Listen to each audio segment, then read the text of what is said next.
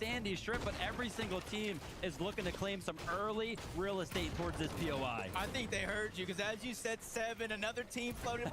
Wait for us. We want to join the party as well. And there's so many others in the outskirts. So for Chino and Pablo, they kind of have a little bit of advantage here. They were the first to set their flag at this POI. So every team that rotates in thereafter will not know exactly where they're at, what builds are theirs. So you got to be very, very cognizant of getting caught off guard.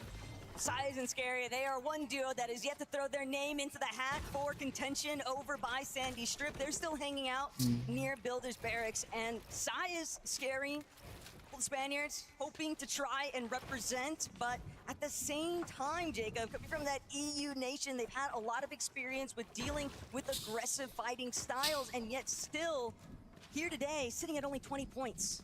Yeah, and I'm not too worried just yet. This is game 3, so by the time this one's over, that's when you really look at the leaderboard and see how much the point thresholds control your destiny. But coming into this one, I was thinking, okay, you need 3 decent performances maybe to get top 25, 2 pop-off games, or in some cases, if you're Yapko, Panzer, Cold Rapid, or Acorn and Bolts, you might just need 1.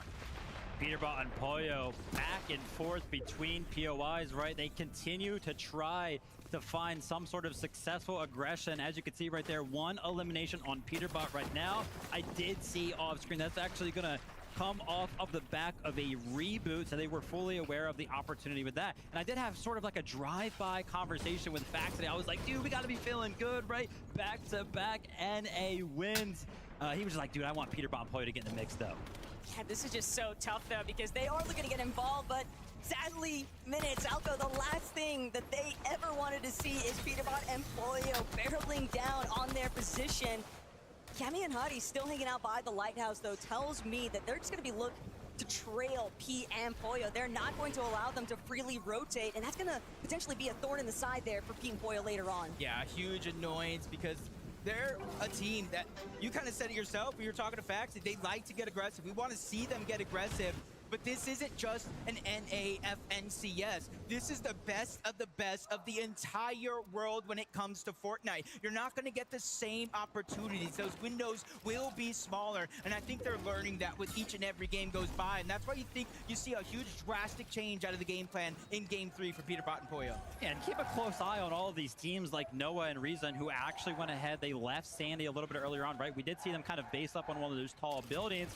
As you can see on the north side of zone as it currently stands, what do we have? 4 duos kind of posted up here, ready to catch all of those rotates from all of those Sandy teams that we just kind of talked about. Because the zone pulls a little bit further south, all of those teams are eventually going to have to leave Sandy, which provides a great opportunity for anybody that left early to kind of base up and get all of the damage that they might need.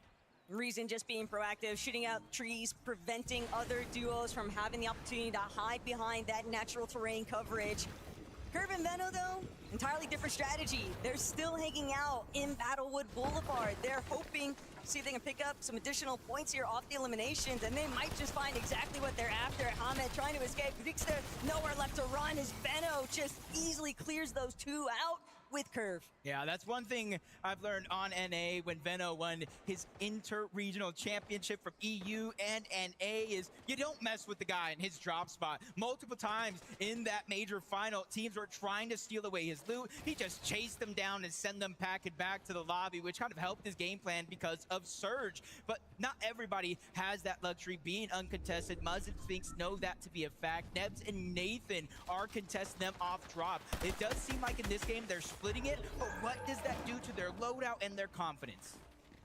Little check-in here with Pablo and Chino. We know that they land Sandy Strip, 280 damage above right now. They're going for some control. They're going for a little bit of a sneaky play onto some players, but everybody in the surrounding area is taking full advantage. They've done big damage on the Pablo and Chino. They're going to be forced to refresh right now. When we tune into them, they were 260 above, but as soon as they went ahead and took that fight, seemingly took about 100 damage, and their net surge dropped by just that. Ager's Ritual, they might have been one of those duos involved.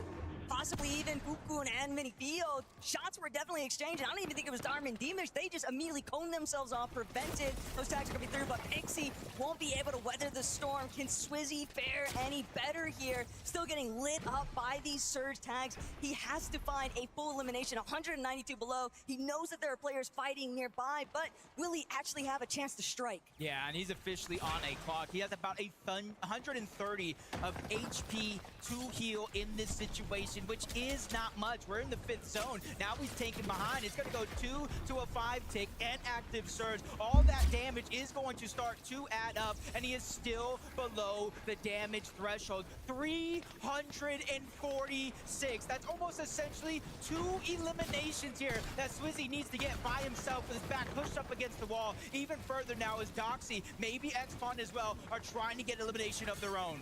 Yes, Mary, no opportunity to go ahead and let Swizzy get any damage here as they're going to be using the overdrive grenades to go ahead and disengage. That is worst case scenario for Swizzy. For somebody that needs to do 300 damage, you want to be close, you want to be personal, because the shotgun is going to be your best friend. But as you can see right now, the chase is on. Not only does he need to go ahead and pick up both of these eliminations seemingly right now, but he needs to get in the zone. Finally, a tag comes in, 12 HP to work with, 2 ticks left. Swizzy's going to be going down.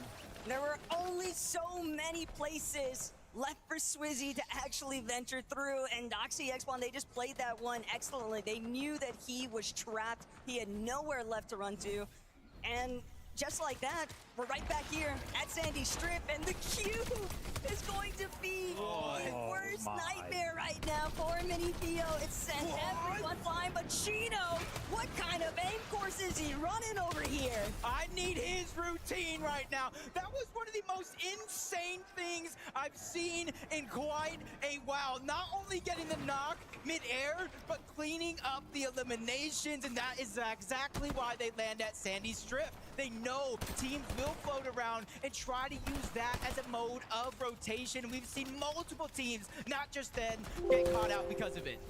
Super hard to make those rotations when there are just so many teams around. Speaking of hard rotations, Peterbot and Pollo landed all the way on the west side of the map, had to make their way all the way over here to Sanctuary.